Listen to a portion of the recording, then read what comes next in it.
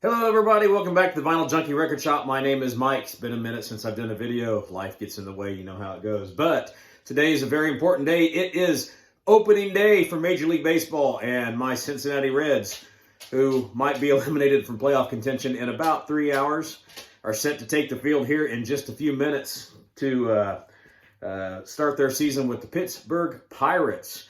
Hey, I'm a big Reds fan. And I don't really care how this season goes. We're rebuilding. We're going to be good in a few years. But anyway, I thought I'd celebrate today's opening day occasion by doing a quick video. I'm going to try to make it quick of just a few of my very favorite opening album tracks. I tried to think about who should go on this list, and there are hundreds of songs that could be on this list of great opening tracks. But I just kind of went through my collection real quick and picked out nine because, you know, 9 innings, nine players in the lineup. That's the theme of today, baseball opening day and opening tracks. So these are just 9 random of my favorite opening album tracks of all time. So let's just get started. First up, we've got from Walking the Razor's Edge. This is Canadian hard rock metal band Helix. And they open this album with Rock You, which is, if you're familiar with it, it's got that famous "Give me an R-O-O-C-C-K. What you got? Rock. What you gonna do? Rock you." Kind of hokey, but also incredibly catchy, and it just kind of sets the tone for an album that is, I think, one of the underrated '80s hard rock classics. And I've always loved that song, and I think it sets things off pretty straight. Next up, we've got Y&T with In Rock We Trust. This is my favorite album from Y&T, and this album opens up with my favorite Y&T song, which is Rock and Roll's Gonna Save the World. I just think that's a great tune. I think it showcases the songwriting of the band and Dave Meniketti's voice. And the guitar riffs are just great on it, and it's got that rousing kind of lead into the final chorus, and it just sets the stage for what I think is a great album, and it's one of my all-time classic favorite metal songs. Next up, this is maybe one of the songs that got me into this band. Probably is, because I believe this is the first album I own from them. This is Triumph with Never Surrender, and they open this up with the great Too Much Thinking, which unfortunately didn't last a whole lot through their sets. Such a great tune. It's got that kind of news media intro line that leads into a really great lean and mean Rick Emmett guitar riff. Gil Moore does the vocals, and he's really rocking on this tune. Gil did most of the harder rocking Triumph tracks, but just such a fantastic song and really hard rocking, and it really got me hooked on Triumph. Yeah, fantastic. There was on the U.S. the US Festival version, or Triumph played on that US Festival. There's a video of that, which is a fantastic live recording, and I believe they opened the set with that track. But unfortunately, on that DVD, for whatever reason, and the audio recording of that, I believe that was cut from it, which is so unfortunate because it's one of their better songs. Triumph, Too Much Thinking. All right, next up. Oh man, I just really loved this album when it came out. Not one of the band's more well-known albums, certainly not one of their more well-known songs, but I absolutely loved this when I first heard this and got this album. This is One on One from Cheap Trick, and the title track, or not the title track, I'm sorry, but the lead-off track is I Want You, which is just a really kind of hardish, punkish rock song with a great guitar riff. And it's Robin Zander's vocal delivery is just really, really heavy. He's really screaming these lyrics out, and you got the band screeching or screaming out the I want you, or the yeah.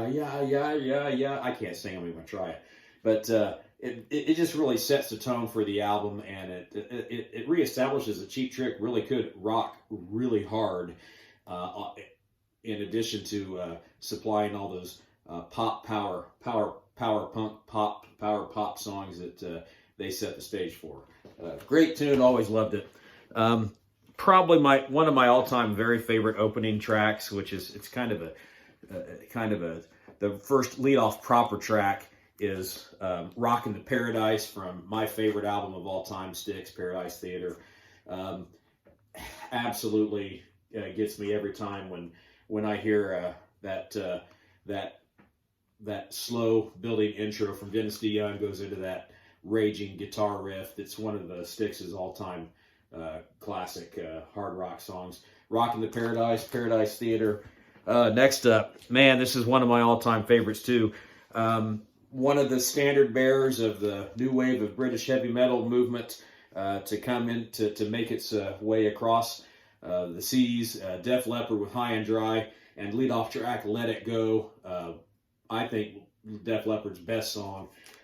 Definitely when they were more metallic and had much more of a harder edge. This is a great metal album, and this is maybe the first. Well, Pyromania had some certain really fine heavy metal and hard rock moments on it, but this I think is Def Leppard's finest album as far as hard rock and metal.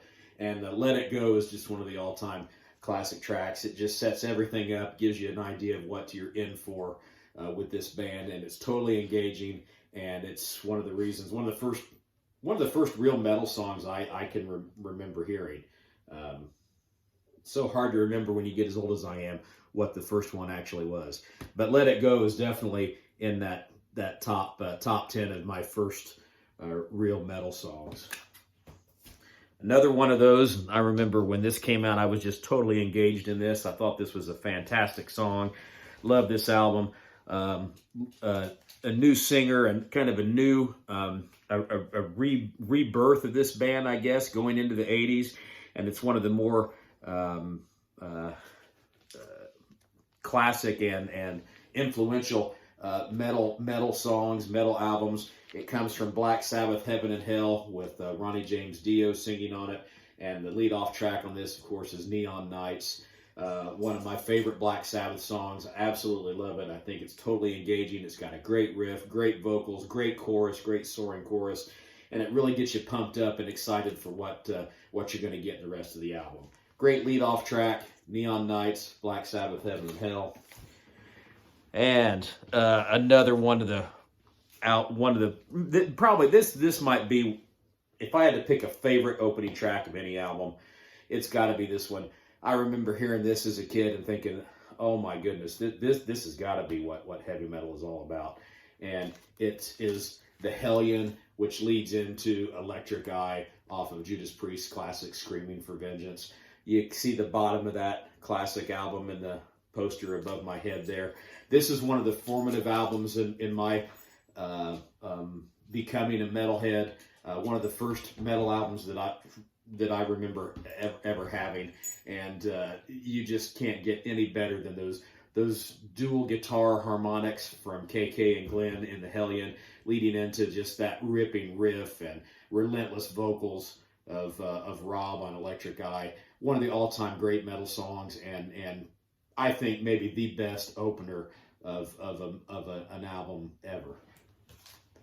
I'm going to sneak this in without showing it. They would replicate a fantastic opening again years later on Painkiller.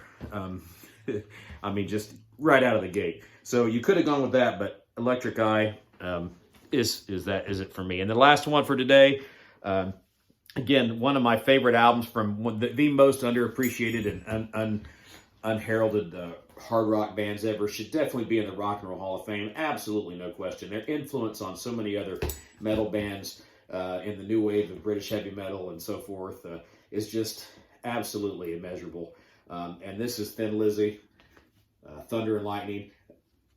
Probably their heaviest album, but lead-off track Thunder and Lightning is just an absolute banger. It's got the great vocals, that great Motorhead, almost Motorhead kind of style pace, with Phil Lynott just spewing out some great lines. It's absolute great riffs, great frenetic drumming. The guitar leads in this thing are off the charts. It's even got an amazing keyboard solo by I believe Darren Wharton was still on keys.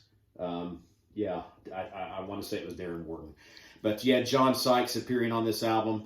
who came from another one of the premier new wave of British heavy metal bands, Tigers of Pantang, and it just had a more metallic edge than anything else that Thin Lizzy had ever done. But absolute banger. Love that song. One of my all-time favorite hard rock metal songs, and it sets the stage for what you're going to get with the rest of this album.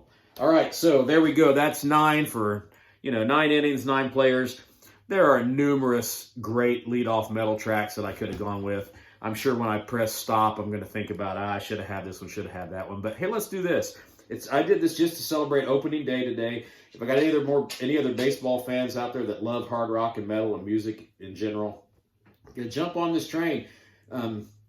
List down in there in the comments what some of your favorite opening songs are from albums. Don't have to be your favorite albums. Don't have to be your favorite songs. Just songs that you remember that are stuck in your head forever that are great album openers. So I thank you for stopping by today. If you're new to my channel, thanks for checking me out. Hit like and subscribe for me. Trying to get my subscribership up. I'm amazed even at just 250. I'm amazed that there have been 250 people interested enough to listen to what it is that I do. So hopefully I'm going to get some more content out to you here going forward. But hey, so excited that opening day is here. Let's go Reds. Yeah, I know. Who are these guys? But hey, thanks for stopping by. I'll catch you on the flip side.